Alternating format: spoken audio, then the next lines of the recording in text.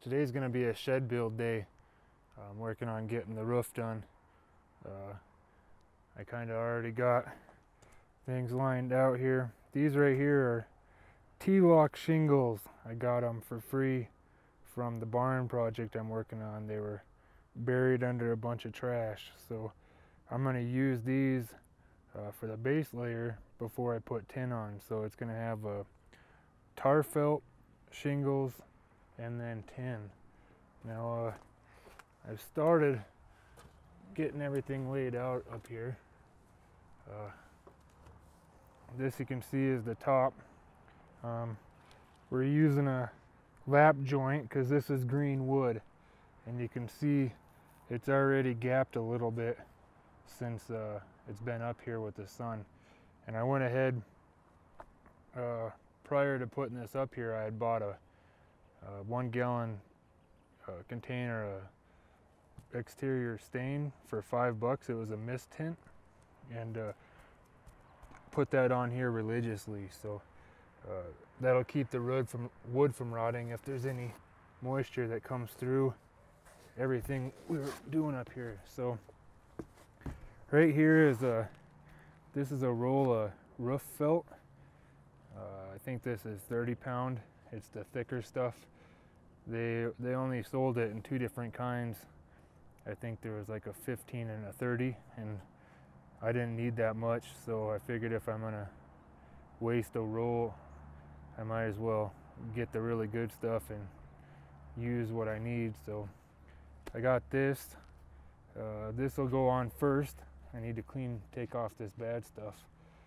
So I'll be putting that on first, and I'll be using these staples right here and a staple gun. Now a couple of the other tools I'll be using is a utility knife, and I'll be using a hammer and some shingle nails for the shingles. Now most people nowadays they use the actual roof nailer, not these old shingle nails. So because it's just a small space, it's not going to hurt me to use those. But what I'm going to do here, I'll get the tar felt laid out, and then kind of show you how the T-lock shingles work. Now the T-lock shingles I don't even know if they make them anymore, so it's not really important to see how they go together, but more just to show you kind of what the process is of putting shingles down. When I actually do the house build, I'm not going to use shingles. I'm going to be using tin, and I'll be using tin on this shed too, but until I get my welder, power to my welder, I'm using shingles to keep water out of the shed. So I mean, they're free, so I might as well use them. At least that's the plan. But yeah, so I'm gonna go ahead and put this felt down, and then I'll catch back up here with the camera and show you what it looks like. And then after the felt's down, we'll go ahead and put the shingles down and show you again what that looks like. So that's what we'll be doing today. Really quick here, I wanted to show you how the felt paper is working.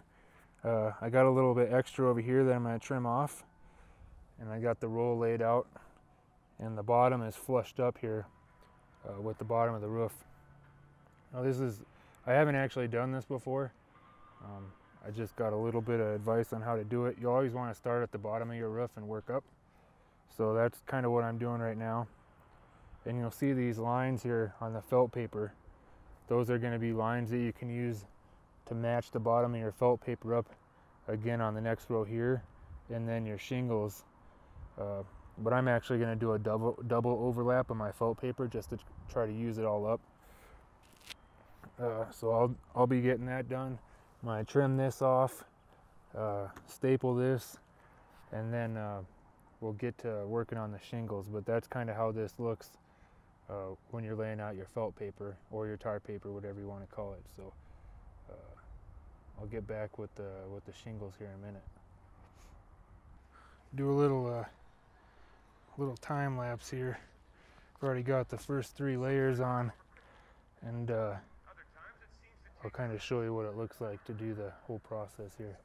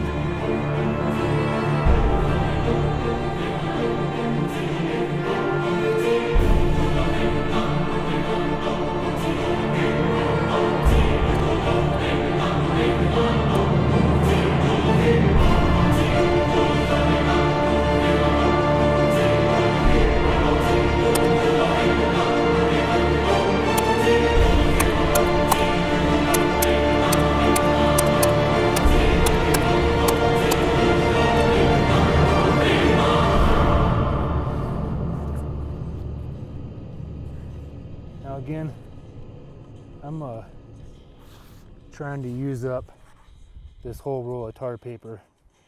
So you wouldn't be overlapping it this much on your own. Yeah.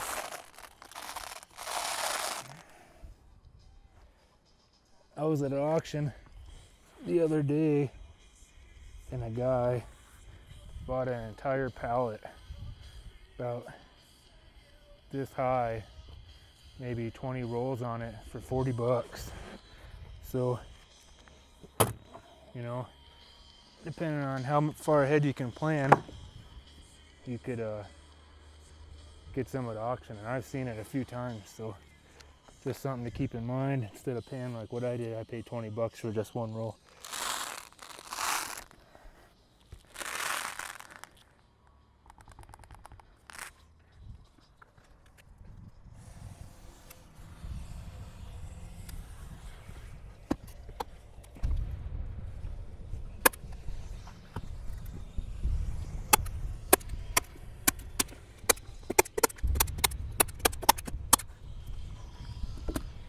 Alright, we'll do the final layer here, give you a little bit different view. Try that.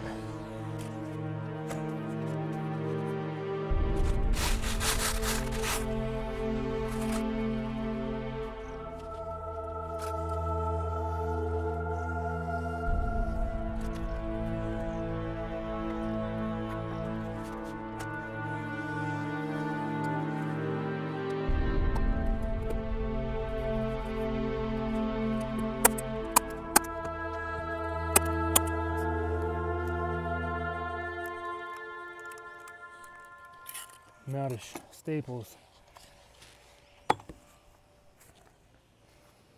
So these are actually what the staples look like. They're 3/8 10 millimeter. You can see it on the package. A lot of the professionals, they use air staplers, but this is such a small job, I don't really need that, so at least for this one, maybe in the future. Get back to popping staples here.